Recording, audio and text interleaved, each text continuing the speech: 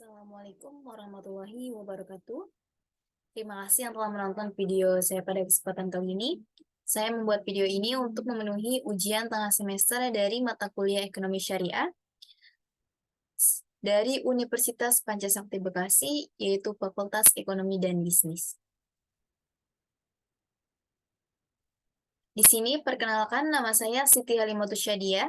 Saya dari kelas Regular Plus atau kelas Weekend dengan prodi manajemen dengan nomor NIM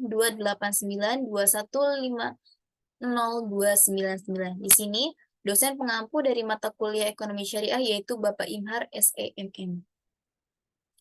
Di sini saya akan membahas tentang ekonomi syariah. Saya akan membahas terlebih dahulu tentang konsep ekonomi Islam. Ekonomi Islam adalah ekonomi yang berdasarkan ketuhanan. Ekonomi Islam bertitik tolak dari Allah, bertujuan akhir kepada Allah, dan menggunakan sarana yang tidak lepas dari syariat Allah.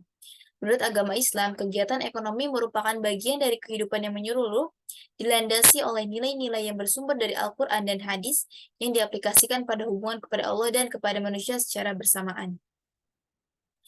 Di sini ada pengertian ekonomi Islam. Pengertian ekonomi Islam adalah ekonomi sebagai suatu aspek kehidupan manusia. Sudah ada sejak manusia dilahirkan, ekonomi Islam telah dipraktikkan sejak agama Islam itu diturunkan. Di sini ada nilai-nilai dasar ekonomi Islam, ada 4 nilai-nilai dasar. Yang pertama adalah kepemilikan, yang kedua adalah keadilan dalam berusaha, yang ketiga kerjasama dalam kebaikan, dan yang terakhir adalah pertumbuhan yang seimbang. Nah, di sini ada prinsip ekonomi Islam. Prinsip ekonomi Islam merupakan kaidah-kaidah pokok yang membangun struktur atau kerangka ekonomi Islam yang bersumber dari Al-Quran dan hadis.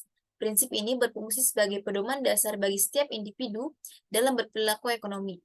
Namun, agar manusia dapat menuju falah, perilaku manusia perlu diwarnai dengan spirit dan norma ekonomi Islam yang tercermin dalam nilai-nilai ekonomi Islam. Di sini ada karakteristik ekonomi Islam. Karakteristik yang pertama adalah adil menurut Al-Quran dan hadis. Adil bukan semata merupakan hasil kesepakatan sosial.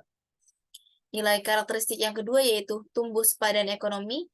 Tumbuh sepadan mencerminkan pertumbuhan ekonomi yang setara dengan fundamental ekonomi negara, yaitu pertumbuhan yang seimbang antara sektor keuangan dan sektor real, sesuai dengan kemampuan produksi dan daya beli masyarakat. Yang ketiga adalah bermoral atau berakhlak mulia. Ditunjukkan dengan adanya kesadaran dan pemahaman setiap anggota masyarakat terhadap kepentingan bersama dan kepentingan jangka panjang yang lebih penting daripada kepentingan individu. Karakteristik yang selanjutnya adalah beradab. Beradab perekonomian Islam merupakan perekonomian yang beradab, yaitu perekonomian yang menjunjung tinggi nilai-nilai luhur bangsa seperti tradisi dan budaya yang diwariskan oleh nenek moyang selama tidak bertentangan dengan moralitas Islam. Di sini ada tujuan dari pembelajaran ekonomi syariah. Tujuannya yaitu dari syariat Islam atau maqasid al-syariah, yaitu mencapai kebahagiaan di dunia dan akhirat melalui suatu tata kehidupan yang baik dan terhormat, hayatan thayyibah. Maqasid al-syariah adalah mewujudkan kesejahteraan manusia yang terletak pada terpeliharanya 5 kemaslahatan dasar, yaitu agama atau al-din, jiwa atau al-nafs, intelektualitas atau al-aql, keturunan atau al-nasl, dan harta kekayaan atau al-mal. Mungkin itu saja yang dapat saya sampaikan pada pembelajaran kali ini. Saya meminta maaf jika dalam pembuatan video ini saya terdapat banyak kekurangan. Terima kasih, semoga materi yang saya sampaikan berguna bagi kalian semua.